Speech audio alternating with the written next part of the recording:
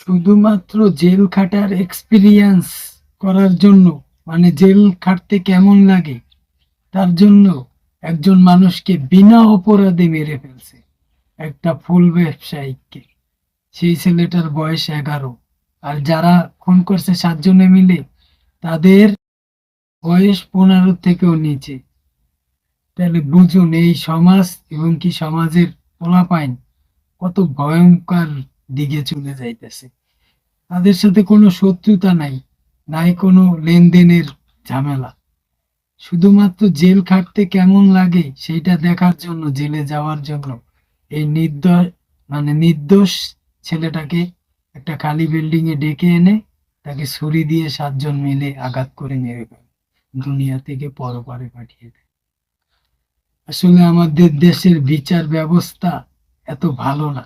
এটা যদি অন্য কোনো দেশে এই কাহিনী হতো, তাহলে খুনিদের লাইফ বরবাদ করে দিত।